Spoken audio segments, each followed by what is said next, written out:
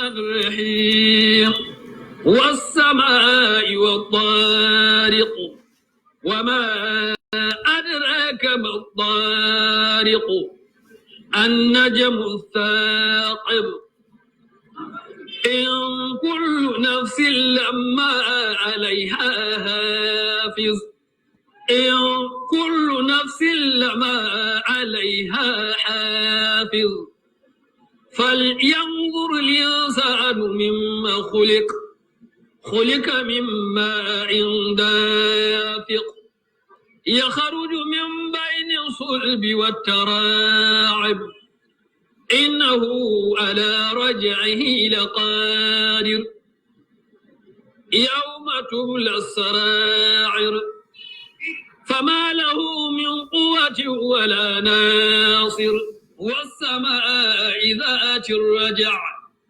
والأرض ذات الصدع إنه لقول فصل وما هو بالهزل إنهم يكيدون كيدا وأكيد كيدا فمهل الكافرين أمهلهم رويدا. أعوذ بالله من الشيطان الرجيم. بسم الله الرحمن الرحيم. رب اشرح لي صدري ويسر لي أمري واحلل عقدة من لساني يفقه قولي وأشهد أن لا إله إلا الله وحده لا شريك له وأشهد أن محمدا صلى الله عليه وآله وسلم عبد الله ورسوله. Brothers and sisters in Islam, we thank the Almighty Allah for blessing us with such a wonderful day. We thank Him for the mercies that He's bestowed upon us. We bear witness that there is no deity worthy of worship except the Almighty Allah. Today is a Sunday which corresponds with the 10th day of Ramadan, 1441 years after the hijrah of the Prophet Muhammad sallallahu alaihi wasallam, which also corresponds with the 3rd day of May 2020. We are on the 9th day of our Ramadan series. We're trying to pick lessons in the month of Ramadan and see how best we can inculcate them into our lives. This section of the series, we are going to look at some historical happenings in the month of Ramadan and how best can we relate them to our lives. One of the profound happenings in the month of Ramadan in the history of Islam is the revelation of the Holy Quran in the month of Ramadan. The Almighty Allah tells us in Surah Al-Baqarah, verse 184 or 185, شهر رمضان الذي أنزل فيه القرآن هدى للناس وبينات من الهدى والفرقان فمن شهد منكم الشهر فليصمه ومن كان مريضا أو على سفر فعدة من أيام أخر وعلى الذين يطيقونه أستغفر الله يريد الله بكم اليسر ولا يريد بكم العسر ولتكملوا العدة ولتكبروا الله على ما هداكم ولعلكم تشكرون. شهر Ramadan, the month of Ramadan, is that in which was revealed the Quran. So the Quran explicitly tells us that it was revealed in the month of Ramadan, in this month. And then another verse also tells us that Inna anzalnahu fi laylatil qadr, that we, the Almighty Allah, revealed the Quran in the night of power. The night of power, Laylatul Qadr, we all know is found in the month of Ramadan. So that verse in Surah Al-Qadr is trying to explain to us into details this verse in Surah Al-Baqarah. Hudan linnas. The Quran is a guidance for humanity. وَبَيِّنَاتٍ مِنَ الْهُدَى وَالْفُرْقَانِ. And it's also a clear proof of guidance and a criterion for differentiating between evil and good. You see, when the Almighty Allah created us, He didn't leave us like that for us to seek guidance in the natural dispositions that He's put into us. You know, naturally, the Almighty Allah has programmed us in such a way that we can see good, we can see evil, we can differentiate evil from good. Naturally, we have that fitra salima, That is why the Prophet Muhammad sallallahu alaihi wasallam in a narration says, "Kullu mawludin yulad al fitra." Every child is birthed on the fitra, the natural, correct disposition of the human being, except that the boy or the girl will grow up in a family that will corrupt that natural disposition of giving reverence to the Almighty Allah or submitting to the will of the Almighty Allah. So naturally, by this hadith, the Almighty Allah, through the Prophet Muhammad sallallahu alaihi wasallam, is telling us that we have a natural fitra, a natural disposition that allows us to know right from wrong. It's just that the communities that we are born in or we grow in, or the families that we are born in, have, some effect on the way we see the dunya and we see the ibadah in its generality. So the Almighty Allah, even though He knows that we have this fitrah, He didn't leave us like that for us to use that fitrah to lead us into good or to guide us into something better, just like that. No. But then, from time to time, the Almighty Allah revealed, He sent messengers with the books to help us with this natural fitrah, so that we'll be able to worship Him the way He must be worshipped. These messengers or these people or these agents, when they come, they give glad tidings and then they give warning. That is why the Almighty Allah tells us in Surah An-Nisa verse 165, رُسُلًا مُبَشِّرِينَ وَمُنذِرِينَ لِأَلَّا يَكُونَ لِلنَّاسِ عَلَى اللَّهِ حُجَّةٌ بَعْدَ الرُّسُلِ. The Almighty Allah sends messengers, mubashirin, who give glad tidings. وَمُنذِرِينَ, they also give warnings. Why? لِأَلَّا يَكُونَ لِلنَّاسِ عَلَى اللَّهِ حُجَّةٌ بَعْدَ الرُّسُلِ. So that on the day of Qiyamah, nobody will come and say, the message didn't get to me. No. So it is a form of evidence giving. It is a form of, evidence, witness upon us that these messengers come. So humanity from time to time and its development, when humanity got more developed, more civilized, the messengers were revealed from time to time, sent so that they solve a particular problem that those people at that time faced. Nuh alayhi salatu wasalam was sent at a time whereby the people have started to do shirk. So he came. Shu'aib came at a time whereby the people have started corrupt practices in businesses. They hit under the scales. They cheat people in the market and stuff like that. Isa alayhi salatu wasalam was sent at a time whereby people were well versed in medicine. So they were using some corrupt ways in medicine. So he was sent. So all the prophets, if you observe their stories, you find out that they came to solve a particular problem that their people are facing. Lut was sent at a time whereby men will want to sleep with men and women will want to sleep with women in his time. So he was sent with a message to come and correct this anomaly. So you find out that the prophets, from time to time, always had a specific issue that they came to solve. And each of these prophets came with a manual. Even though not every one of them came with a manual, those who came with manuals, books, to come and explain and teach the people. Let me give you an example. Maybe you understand this better. When you buy a machine, a phone, a gadget, it comes with it a box. And inside the box, when you open the box for the first time, the seal, you break the seal and then you open the box. You don't see the machine that you bought. The first thing you see is a booklet on top of the machine. And on top of that booklet, it is written, if you want to use this machine effectively, please read this manual. How many of us read the manual if you buy machines? Please don't lie, don't lie. We're in the month of Ramadan. Are you sure you read it? So this manual, when you open it, it explains to you how you're going to use the machine, where to switch it on, where to switch it off, how to maintain it when it has a problem, so and so. So the book comes sometimes in different languages, but then the aim of that manual is to explain to you how to be able to operationalize that machine or that gadget. The Almighty Allah and these companies, after getting you the machine and the book with the box inside, they have service personnel, right? So if you have any problem, you call. They write it in the manual. If you have any problem, you call our service agents and then they will come to you to help you.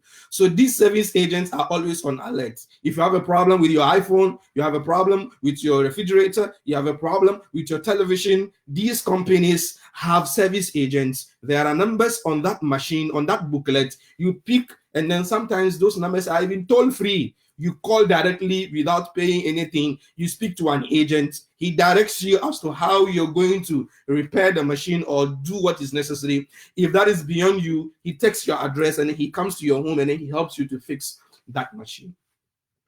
I hope this analogy is okay. Then the Almighty Allah, he started these services altogether. He started it. When he created us, as the machines, as the products, he didn't leave us just like that. He sent with us manuals from time to time. Suhufi Ibrahim, At-Tawrat, Al-Zabur, Al-Injil. From time to time, he sent to us manuals. And when we read these manuals thoroughly, we'll be able to operationalize this machine very, very well. The problem we are facing is that we don't read the manual thoroughly. That's where the problem is. We don't read the manual thoroughly. We only read half a page or the first page, or we just flip through and then go straight to where there are diagrams and pictures and then see, and then we join, and then the thing machine blows up. It's the same with this body that you are seeing. If we don't read the manual revealed by the Almighty Allah for us in helping to service these bodies, these machines will malfunction. We will even underuse them. We will abuse the machine. You remember the old VCR, video cassette recorder? You remember it? The earlier ones that came. You remember that it has a clock there? How many of you remember that your clock was functioning on that VCR? Your clock was functioning. It always gave the right time. Hey, don't lie, tell the truth. How many of you remember? The reason why the clock on your VCR was blinking at that time was because you didn't read the manual thoroughly. Because if you have read the manual thoroughly, you have got to a place whereby it will teach you how to set the time on the VCR. You didn't read it. That's why your VCR's clock was always blinking. Quang, quang, quang, quang. All of us, our VCRs were always blinking. So the Almighty Allah, when he sent us with these machines and then the manuals, he always made ready service personnel. And these service personnel or agents were always at our beck and call. We didn't need to call them. They were there before we called them. And these were the prophets. So all these big, or corporations, companies, manufacturers that you are seeing, they copied this from the Almighty Allah. He created the machine, the product. He sent with it a manual. And then he made sure there were service personnel ready, because you cannot go directly to the CEO of Apple to ask him to help you fix your machine. No. He has service personnel. So these service personnel are always at your beck and call. So that's what the Almighty Allah did. So from time to time, he sent these service personnel, experts. When their time is over, they retire and then they go out of retirement. They go and then they go into retirement. That's what was happening throughout history. That's what he has been doing. So, and because there is always upgrade of the machine, the old manuals were becoming obsolete. The old manuals were no longer needed, because if you pick iPhone 11 Pro and then you want to use the manual of iPhone 4, it will not match. So those manuals were becoming obsolete until it came to the time of the Prophet Muhammad sallallahu alaihi wasallam. There is the hadith of the Prophet Muhammad sallallahu alaihi wasallam where he said, the hadith is in Bukhari and Muslim, مثلي ومثل الأنبياء من قبلي. The example of myself and the prophets who came before me, كمثل رجل بنى بيتا. It is like a man who has built a house. فأحسنه. He perfected the house. وأجمله. He beautified the house. إلا موضع لبنة من زاوية. Except a hole in a corner. A hole, one portion. A whole house. But then there's a hole, a big hole in one corner of the house. Beautiful house, completed, fashioned, nice. فجعل الناس يطوفون به. And people were moving around the house, admiring the house and looking at how beautiful the house is. ويعجبون منه. They were baffled about the house. They were puzzled. Wow, what a beautiful home. ويقولون, and then they will say, لولا هذه اللبنة. Oh, this house is very beautiful, except for the fact that, you see that hole there, that big chunk, that's the only thing that is deficient of the house. فأنا اللبنة. The Prophet Muhammad said, I am that block that is absent there. وأنا خاتم النبيين. I'm the final messenger. I'm the seal of the messengers. So he's the last service agent that the Almighty Allah has sent to us. And he came with him the last and final manual that humanity needs. And then understand one thing, that manual that the Prophet Muhammad sallallahu alaihi wasallam, the chief agent, came with, it is for humanity. It is not for only Muslims. Muslims must understand this. The Quran is for humanity. It is not only for Muslims. It is not only for Arabs. It is not only for a selected group of people. That is why the Quran is the only book in the world that is memorized from cover to cover by different communities, different races, different people. It's the only book in the world that people religiously memorize it. No book in the world has that. If all the books in the world were thrown in the sea today, all the books, for example, all the books in the world were thrown in the sea today, it's the only Quran, it's the Quran that is the only book that is going to be written the same way it was. The other books, even their own authors cannot remember the exact words they use in there. If they are to rewrite the book, they would change some words in there. That is why those books you always find new edition, latest edition, upgrade edition, updated edition, because in those books, after they read, they find out that no, this information is obsolete, it needs to be changed. No, this information is not accurate, it needs to be changed. But then it's only the Quran that will be returned back. You can bring a Chinese Muslim, you can bring an American Muslim, you can bring an African Muslim. They don't understand each other's language, and they will sit down together. In 3 days, they will bring the Quran back exactly as it was. And that is the mu'jiza of the Quran, because it is for humanity, irrespective of your race, irrespective of your tribe, irrespective of your religion. Irrespective of your religion, the Quran is for you. That is why the Almighty Allah tells us in Surah Al-A'raf, verse 185, قُلْ يَا أَيُّهَا النَّاسِ. O Prophet Muhammad sallallahu alaihi wasallam, tell them, O you humanity, أَيُّهَا النَّاسِ, humanity, إِنِّي رَسُولُ اللَّهِ إِلَيْكُمْ جَمِيعًا. I am a messenger of the Almighty Allah to all of you, everybody. That is why he said also in Surah Al-Furqan, verse 1, تَبَارَكَ الَّذِي نَزَّلَ الْفُرْقَانَ عَلَى عَبْدِهِ لِيَكُونَ لِلْعَالَمِينَ نَذِيرًا. Glory belongs to the Almighty who revealed the criterion. Al-Furqan here means Al-Quran. It's part of the names of Quran. Who revealed the criterion that distinguishes between good and bad, ala abdihi, on his servant, the Prophet Muhammad sallallahu alaihi wasallam, liyakuna lil alamin nadhira, so that he will be a warner for the creations, humanity. Jinns are even in there.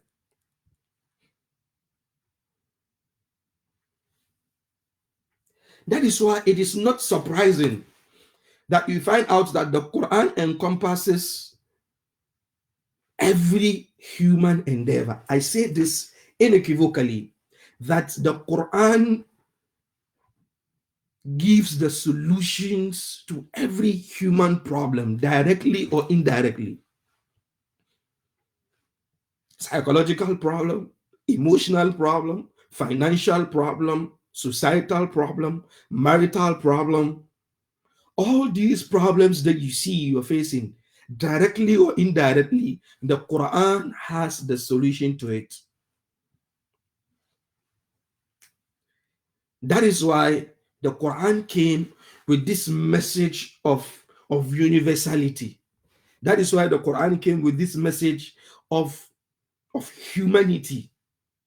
That is why the Quran always addresses humans, humans, humans, humans, humans. It even got to a point whereby the Quran transcends humans and then it went to jinns.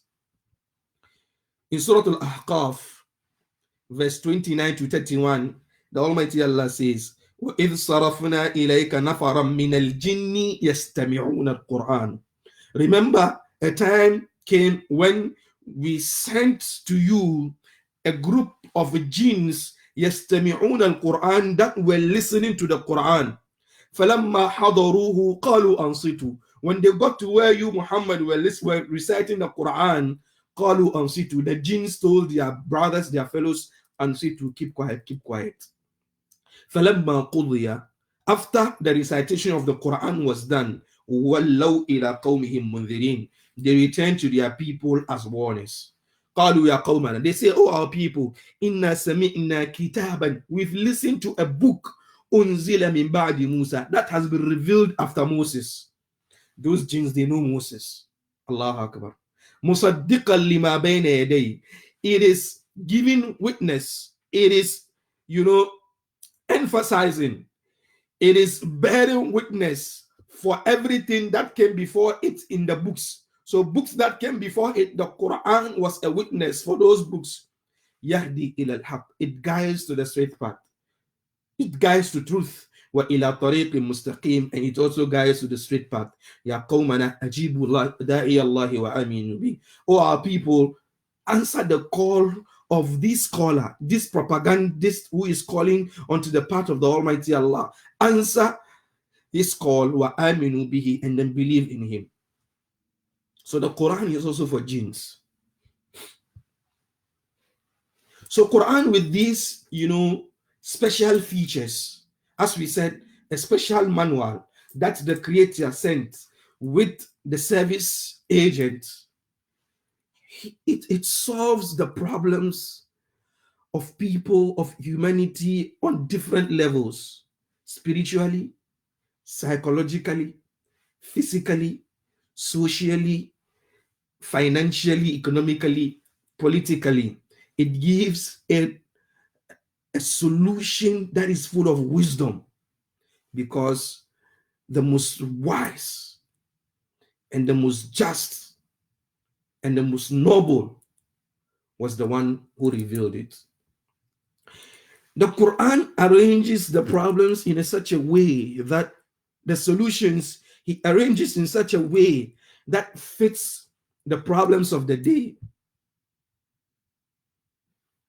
And then the revelation, the Quran follows a kind of procedure that solves problems that are different when it comes to ages and communities and societies. The Quran solves these problems.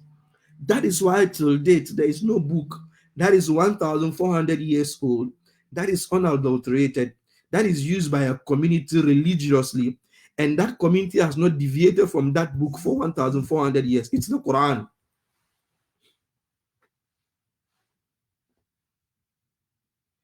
MashaAllah, my elder brother Abu Bakr Siddiq. May Almighty Allah bless you. That is the Quran. So it solves the problems of different ages. Look at the Sahaba and the Prophet Muhammad ﷺ and how they lived 1,400 years old in the desert. Now move to Dawla Umayyah, the Umayyads, and the time that they lived. Come to the Abbasids and how they lived.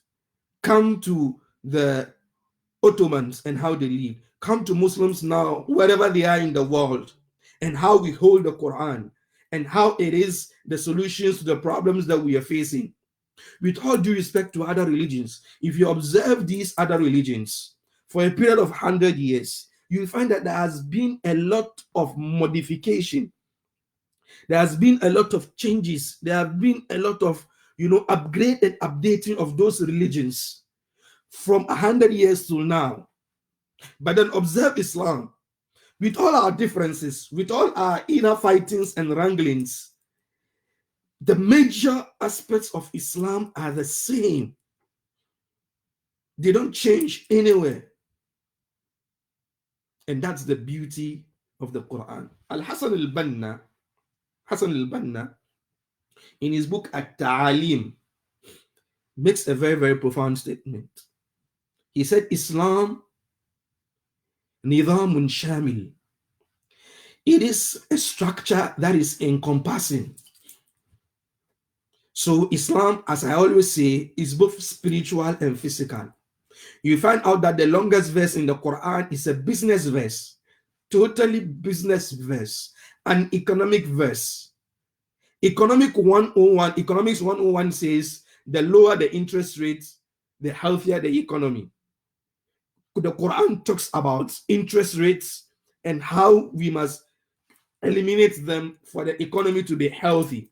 So in business, you have a verse, and the longest verse in the Quran, Ya ayyuhalladhina amanu idha tadayantum bidaynin ila ajalin musamman faktubuhu, is in the Quran. It is the verse that talks about bookkeeping, keeping records when it comes to businesses.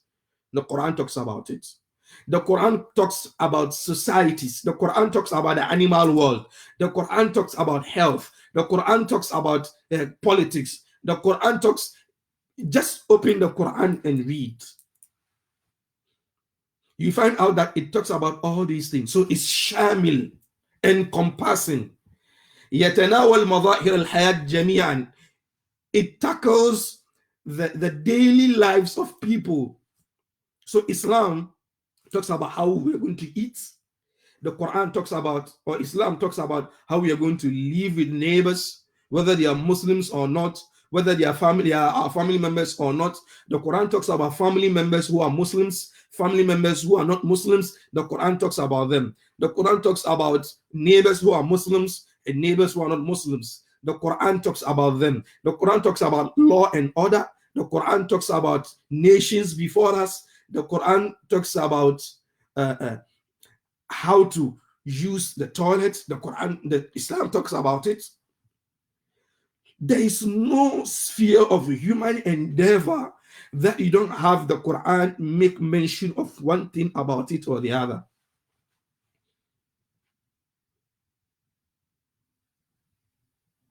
فَهُوَ دَوْلَةٌ وَوَطَنٌ. Islam is a state and a nation. Islam, through the Quran, is a state and a nation at the same time. That is why we always say Ummatul Islamiyah. That's the nation of Muslims, the nation of Islam. When we say Islam is a state, it comes with it rules and regulations. How to live in a state.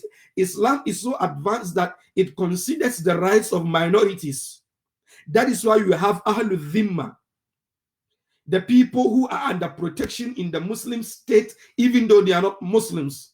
So you have non-Muslims living in Medina at the time of the Prophet Muhammad sallallahu alaihi wasallam. At the time of Abu Bakr, we had non-Muslims, Christians and Jews in Medina. At the time of Umar, we had Christians in Medina. They were called Ahlul Dhimma. And even Umar on his deathbed, he was saying, Usikum bi Ahli Dhimma khayran. He said, you see, this Ahli Dhimma, I'm admonishing you to take good care of them. They're non-Muslims within the Muslim community. Even the Prophet Muhammad said, if any Muslim will cheat a non-Muslim who is living within the Islamic state, I, the Prophet Muhammad will stand as a lawyer for this non-Muslim on the day of Qiyamah. That is our religion. It is a state and it is a nation. Our hukumatun wa ummah. It is also a government and a community. Islam accepts governance. Islam has its ideal way of how governance should be and how it should look like. Islam has that. وَهُوَ خُلُقٌ وَقُوَّةٌ. Islam is character, is manners, and then it is also power. Islam is character. That is why the Prophet Muhammad said, "Bu'ithu liutammima makarim al-akhlaq." I was sent to perfect people's characters and manners. So you can't be a Muslim and then your character is zift. No, Islam doesn't accept that. You should be of good, sound, moral character as a Muslim. What is coming out of your mouth should be something palatable and enjoying for people to listen. Your hands, that is why the hadith of Bukhari says, Al-Muslim man salim al-Muslimuna min lisanihi wa yadihi. The Muslim is someone that Muslims are free, are okay with his hand and then his tongue, meaning Muslims are safe from the evils of your hands and then your tongue. This also extends to other people. So character. That is why he says in another narration, "Man ja'akum tardawna dinahu wa khuluqahu fazawijuhu." Anybody who comes and then you are okay with his religiosity and then his manners, give him a wife to marry. Because if he combines the two, he will respect her even if he doesn't love her. He won't abuse her. So character is very, very important in Islam. Character is very, very important in Islam. The Prophet Muhammad in another narration was giving the report of a woman that she prays at night, she fasts regularly, but then she hurts her neighbors. She disturbs them, she cheats them, she abuses them. That's the word I'm looking for. She abuses them. The Prophet Muhammad said, "La khayra fiha innaha fin nar." There is no good in her. She's going to hellfire so long as she abuses her neighbors. Irrespective of whether the neighbors are Muslims or not. No. Islam doesn't care. Islam is very, very much concerned about communal living, respecting the neighbor. So khuluq, akhlaq, wa quwwa, and power too. Islam doesn't want you, a Muslim, to be weak, timid, naive. No. Islam wants you to raise your head up. Not out of pride, but out of self-esteem. Yes, Islam wants you to do that. Islam doesn't want you to just kill yourself spiritually and psychologically. No. You must be humble, but then, yes, be self-esteemed. During the time of Umar bin Khattab, he saw a man walking like this with his hands behind him. And then Umar asked him, "Why are you sick?" He said, "No." "Then why are you walking like that?" He said, Iman. So he said, "Hey, that is not Iman. Raise your chin up. This is a religion of power. Don't walk like a dead person. Get up, wake up, smell the coffee." The Muslim must be industrious. The Muslim must be influential. The Muslim must be illustrious. When the Muslim enters a room, the room must lighten up. That is who a Muslim is. So power is yours. Your religion teaches you that. Your religion teaches you confidence. Make use of that. It's found in the Quran.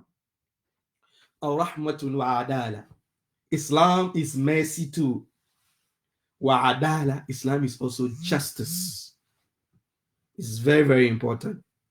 Islam is justice, mercy, and justice. وَهُوَ ثَقَافَةٌ وَقَانُونٌ. Islam is also culture, civilization, and also law. Islam considers culture and civilization. That is why when it came, it didn't destroy people's cultures. No. The Quran didn't sweep people's cultures away. No. That is why it is very, very wrong for you to say Islam is an Arabic religion. No. Even though the Prophet Muhammad was an Arab, and the religion started at an Arabic place, and the most holiest shrines in Islam are found in the Arab world. Yes, it is true. But then, how many of the Arabs make up the Muslim population of the world? How many Arabs? Very few. As compared to the general number of Muslims in the world. Come to the Western world and see how African Americans and Caucasians are accepting Islam. Islam is like a bushfire here in the Western world. People entering Islam. Some few weeks ago, or last week, I had a Zoom interview. If you check on my YouTube videos, you find it. A Zoom interview with Imam Chad L. is the Imam of the Islamic Center of Maryland. He is a white American he was not born in Islam. It was after he's grown up that he accepted Islam. And then he went to Egypt and then he studied. Now he speaks Arabic like an Egyptian. If he doesn't tell you he's a white man, you won't accept, you won't agree. Speaks Arabic with Talaka, a very good friend of mine. He hosted me at the Islamic Center of Maryland. Very beautiful people in the city of Gettysburg, some 30 minutes from Washington, D.C. So Islam accepts people's culture, so long as that culture is not against the pristine message that Islam has come with. No problem. If your culture doesn't go into contrast with Islam, no problem. Maintain your culture. And then also don't use your culture. You, for example, Hausa Zabarama people, let's not use our culture to use it as a yardstick in measuring other cultures when it comes to Islam. Let me give an example. The Prophet Muhammad warned against men wearing the clothes of women and women wearing the clothes of men. In the part of the world where I'm coming from, Hausa Zabarma, tying cloth, a wrapper, is the dressing of women, not men. So you hardly find Bahaushe or Bazarmi tying cloth. But then when you go to Malaysia, Indonesia, tying cloth is what? It's the dressing of males. Malaysia, Indonesia is even far away. Come to Ghana itself. The Ewe community in Ghana, you tie cloth, it's the dressing of men. You go to Nigeria, the Igbos, tying cloth is the dressing of males. Even though women do, the men also tie cloth. Even within the Yoruba, it is there, tying cloth. So because you are Hausa Zabarma and your community or your culture says tying of cloth is for women, if you see the Igbo man tie cloth, don't curse him, because in his culture, tying of cloth or wrapper is a dressing of men. So if you go to the Igbo land and then you meet an imam leading salah and then he has wrapper, that does not mean that the salat is invalid or that imam is being sinful. In his culture, the tying of cloth or the wrapper is a dressing of men. I hope this analogy works. Things. So the Islam is this encompassing. That is why the rulings in Islam are general. That in such a way that, especially when it comes to culture, so that in such a way that your cultures can find a way to sit in there without them hitting the Quran. He also went forward and said, وَهُوَ عِلْمٌ وَقَضَاء. It's also science and jurisdiction, court system, jurisdiction, judiciary. The Quran accepts that. That is why you find a lot of hadith that talk about qada. And you have books that are written as siyasatu wal qada. You have it. وَهُوَ مَادَةٌ وَثَرْوَةٌ. Islam also accepts materialism. In a way, yes. Good clothes, luxurious car, build a home, live nice. Yes, Islam accepts that. Just that shouldn't be your gumption, your way of life. No. Watharwa, it is also a resource. Islam understands the importance of resource. Human resource, Islam understands that these natural resources that we have, gold, diamond, silver, oil, whatever, Islam understands it. Al-Kasbu wa Gina, Islam also understands earning a living and then having wealth. Islam accepts that. Don't throw away your monies anyhow. Islam understands savings, but then save in a halal way. We always said this. Islam has its own banking system. Yes. That goes in line with the spirit of Islam. Islam is also jihad and dawah, calling people to Islam, striving, inviting people to Islam. How many people have you invited to Islam? How many people are in awe of Islam because of you? Sometimes our characters are so smelly that the non-Muslims hate Islam because of our characters. Yes, sometimes that's the reality. Sometimes our characters are so bad that non-Muslims, as for this religion, no. Why? Because some Muslims have this bad character. There are some people, the Prophet Muhammad sallallahu alaihi wasallam, he didn't call them to Islam. He didn't preach to them. He didn't open his mouth to them. They just saw character and they accepted Islam. That is why Umar ibn Khattab said, call people to Islam without using words. His companions were like, Umar, how can we call people without using words? How can we call people to Islam quietly without opening our mouth? He said, through your characters and your manners. Through your characters and your manners. Use your characters and your manners in a way that will let people accept Islam. It's very, very important. And then this is what Al-Hasan al-Banna said in his book. So this is the Quran and the message that it comes with. It comes to solve people's problems. Yesterday, I watched a video by TV3 in Ghana, and they were speaking about gender dysphoria. That some people have their genitalia to be male genitalia, but then they have these female hormones in them that makes them to talk, walk, and act like females, but then they have, male genitalia. On the other side of the spectrum too, you have some people who are females. They are female genitalia, but then their hormones are that of masculine. We have some girls like that. She'll beat you, but then she's a female. So TV3 hosted, I think, 3 people.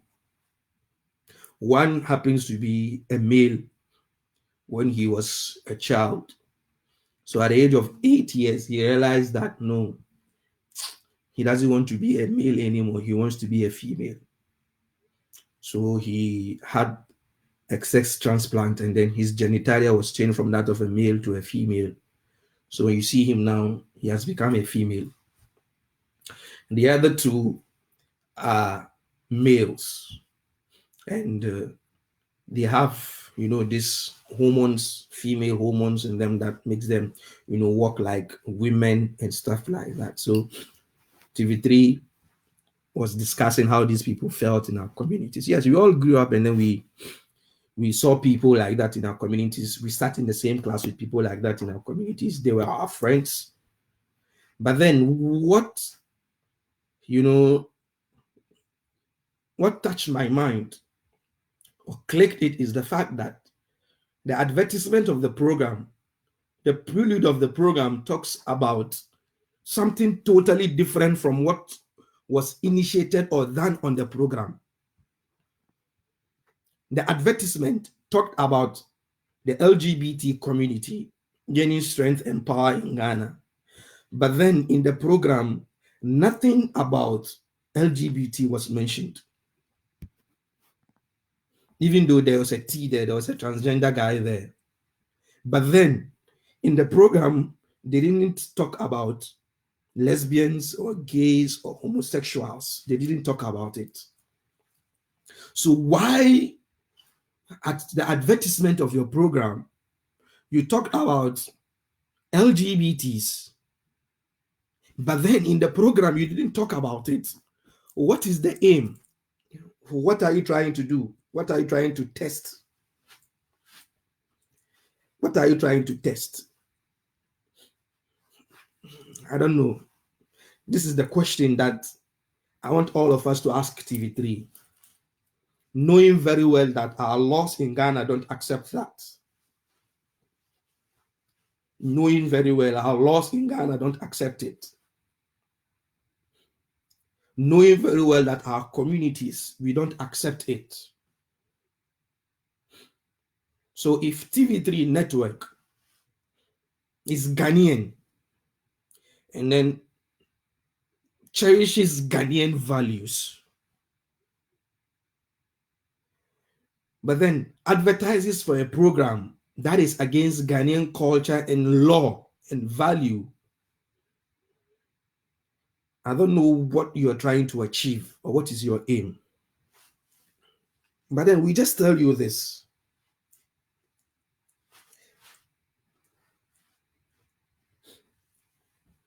Those people who are fighting with gender dyslexia in our communities and the discrimination that it comes to, I don't know how there's discrimination. It's there. I don't want to doubt their statement, the people themselves, but I know for a fact that at school, when we were kids and we were in school, we had those kind of people in class and they were our friends. We ate with them. We didn't bully them. We didn't tease them. We didn't mock them. They always came to school regularly. None of them attempted suicide. So I don't know what picture you are trying to paint out there and trying to bring these people onto your television set to talk about what?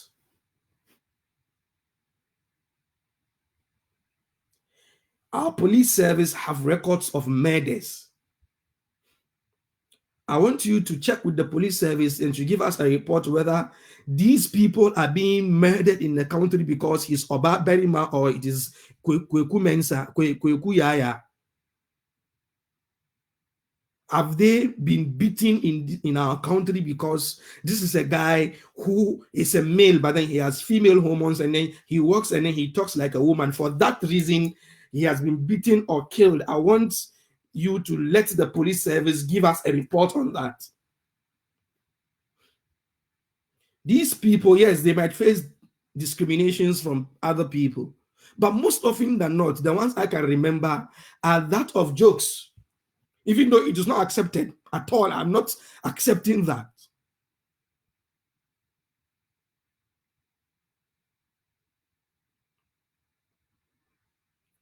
I'm calling on the National Media Commission, if that is their name, the Journalists Association of Ghana, the Parliament of Ghana, the President of this country. Please. The problems we are facing in our country is hunger. People are not having enough food to eat. What we are facing is lack of adequate education. There are no enough schools in our country. This is a problem we are facing. Healthcare. Our hospitals are not enough. These are the things that we are facing. What a man wants to do with another man in a room is not a problem for us now. If another man wants to push his genitalia into the excretory organ of another man, that is not a problem we are facing now. Some countries have gone beyond hunger, beyond education, beyond healthcare. So they are giving rights to people, men who wants to push their reproductive organs down the excretory organs of other men. Yes, I want to use this term so that it is explicit. That is what is going on. They want to push their reproductive organs down the excretory organs of other men. That is what they want to do. That's what all is all about. And we don't have to mince words about it. That's the reality. That's what people want to do. And then it doesn't matter if that person is a male and has female hormones, or that person is a male throughout. Yes, most of these people that practice these things are males. There is nothing female about them. They walk like males, they talk like males, they are males, and then they practice this act. So why did you bring these people who already have their own problems with society? Some people discriminate against them, some don't do. Why do you bring them as a center of attraction? What are you trying to achieve? What are you trying to push? What agenda are you trying to promote?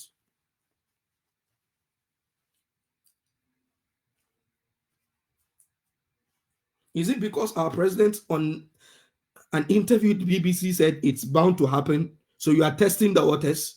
Your sponsors have given you money to test Ghanaian waters because Ghana, we are liberal, we are democratic, we are human rights based, we understand, so we will be able to accept this.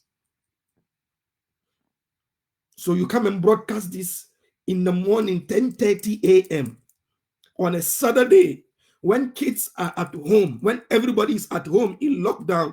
You are broadcasting this, and then you are telling us that you even broadcast it later today. I don't know if you already done it.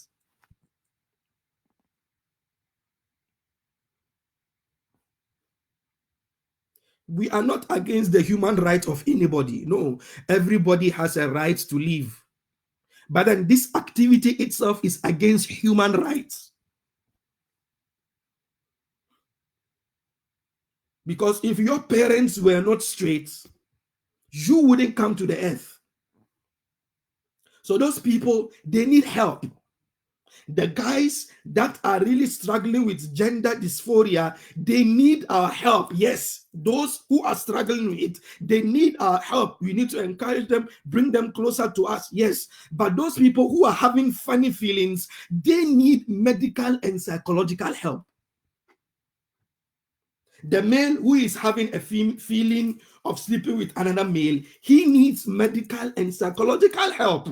That's what he needs, because it is not normal, it is abnormal, it is a disease. They need help. So don't come and start promoting someone's agenda because the person is satisfied.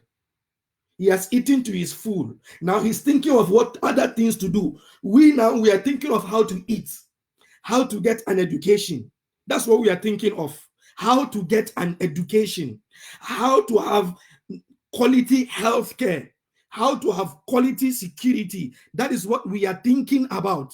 We are not thinking of how a man will want to push down his organ, his male organ, down the excretory organ of another man. That is not what we are thinking about. Other nations have it. That is their country. That is their laws. There's nothing we can say about it.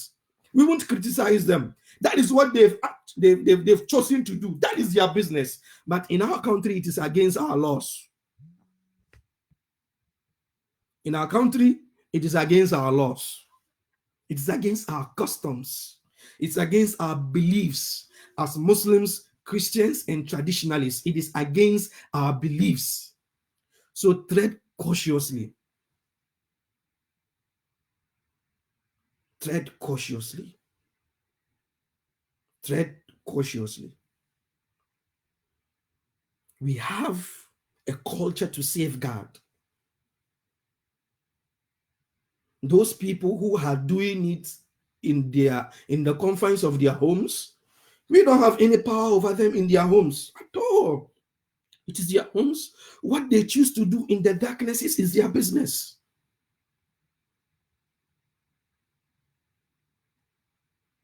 Those of us who have wives, and then we are having affairs with our wives in our rooms, do we come out publicly to come and say it? So why is it that someone who is a man pushing his male organ down the excretory organ of another man wants to come and show it publicly? So please, please, please, please, we have a culture to safeguard. We have health to safeguard. And who told you those people engaged in those things are happy? Check the suicide rates within people practicing this activity. Check it. Read about them in the countries that have allowed it. Read about them, how their lives are. They might be wealthy and rich people, but they are not happy in their lives.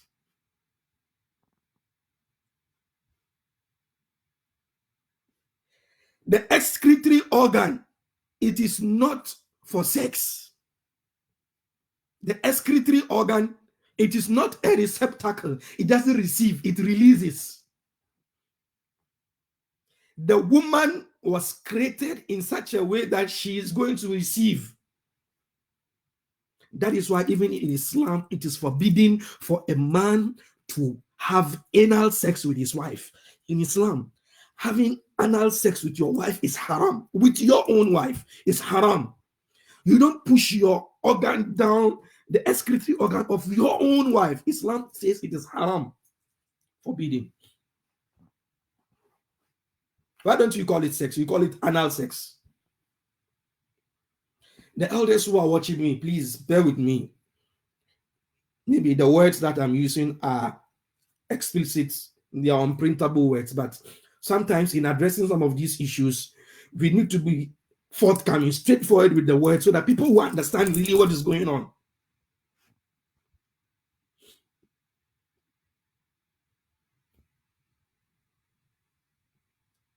Why will a free-to-air television air this? You think in the countries that have approved this thing for people to do, they show their programs on free-to-air? They don't show their programs on free-to-air. There are cable networks that you have to pay before you watch that. So you pay to watch. Why are you giving free PR? Why? Because you want money. So the host of the program, Bella Mundi, and TV3 Network, please, we beg you, leave our culture intact for us. If you don't have any culture, if you don't have any character, if you don't have any love for the country that you are in and its cultures and its laws, we have that. Listen to us, moderate minds. Listen to us, those who are advising you, because others won't advise you. So your first episode was to tell us about gender dysphoria. And then you brought a doctor from the police hospital, an ASP. He came to explain these things. He explained about gender dysphoria, yes. But your next episode, we don't know what you are going to talk about. But then we are lying in wait, in ambush for you to see what you are going to talk about. But then, advise yourself and stop it. It's better for you and us all.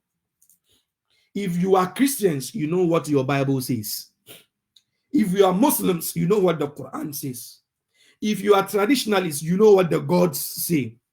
But if you don't believe in any deity, believe in morality, believe in it. That our children, 4-year-olds, 5-year-olds, they don't even know how to put on their shoes. They don't even know what to drink. But then you want to teach them about sexuality and whether they are males or females, or at times they feel they are males, or at times they feel they are females, or at times they feel they are females, or male. Please, if someone has given you monies, return their monies back to them and leave our children in peace. And this even goes to the government. Your Excellency, when you said on BBC it is bound to happen, we are begging you, come out publicly and make a bold statement on that. Your predecessors made a bold statement, so we didn't see these things. But then the moment you said it is bound to happen, we've seen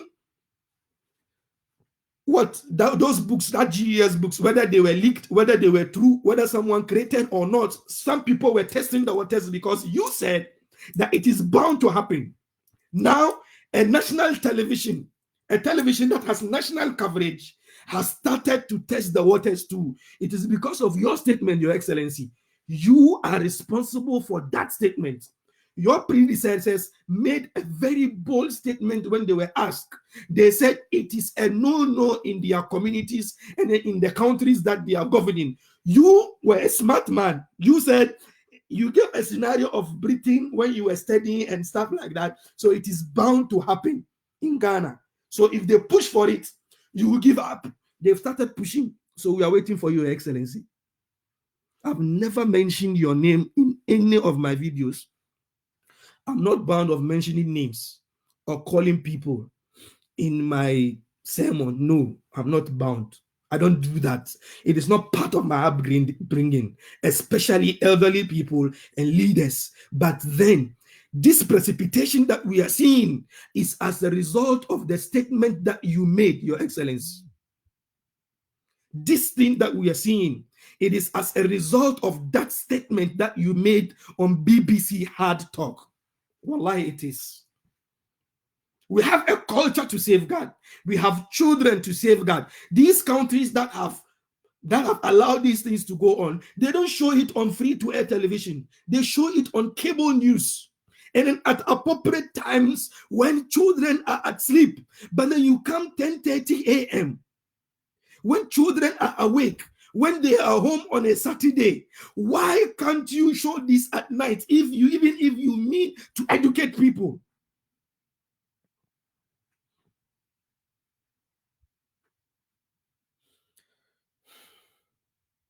I'm trying to be charitable. Finally, any man who wants to push his reproductive organ down the excretory organ of another man, that man needs medical, psychological, emotional, and spiritual help. It is not normal. It is not something that must be entertained. We need medical research to tell us some things that I've read on the internet, some bogus research I read on the internet are saying there are some genes that are homosexual genes. It is not true. We need doctors of repute to come and tell us that. And even if that is not true, look at how the Almighty created a woman. Soft, nice, accommodative, beautiful, enjoying, sweet, peace of mind, tranquility. You said, no, you don't want that. You want someone like me.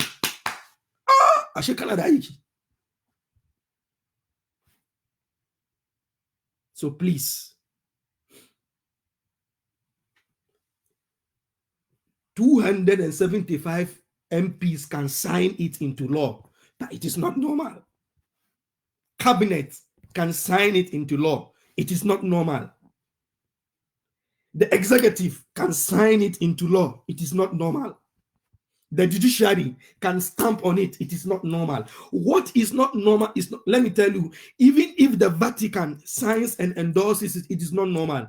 Even if the Haram, the Mecca, they sign on it, it is not normal. It is not normal. It won't be normal.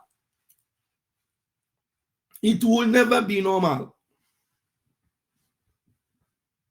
So please, the people were doing their things in the dark. Don't use people with gender dysphoria as a pretext in trying to what? To introduce this into our communities. Don't use that. We are smart people. You're not the only ones who went to school. And you're not the only ones who know psychology. You're not the only ones who know how to be smart. You expose yourself by that advertisement, that prelude that the LGBT community in Ghana is raising, is gaining power and momentum. Then you come into the program and then you smartly don't talk about it. And then you talk about gender dysphoria using those people as scapegoats. We found out very early. We found out very early, very, very early. And we are smart about that. We are keeping our eyes wide open on you. Thank you very much for your time. Yes, my sister Zakia is very, very sad. It's very sad. Thank you very much for your time. If you have any questions, we take them in 2-3 minutes because I have another engagement that I must run to. So please, if you have any questions, you can ask. Excuse me. If not, call it a day and then we meet tomorrow. Tomorrow we continue with Quran part 2, inshallah. Because we've not defined the Quran. We've only mentioned about what the Quran is and what it does. So tomorrow, inshallah, we'll look at Quran part 2. We'll look at definitions of the Quran, some of the names of the Quran, and reading and reciting the Quran and how beneficial it is to man, especially in this Ramadan. So inshallah, tomorrow we'll do part 2. I have to address this issue of that TV3 program today. I have to address it because it's It's something that we all need to voice out. We need to voice out. So if you have any questions, you can ask. You can write them. If you know them, we answer them here. If you don't know them, as always and as usual, we'll research about them.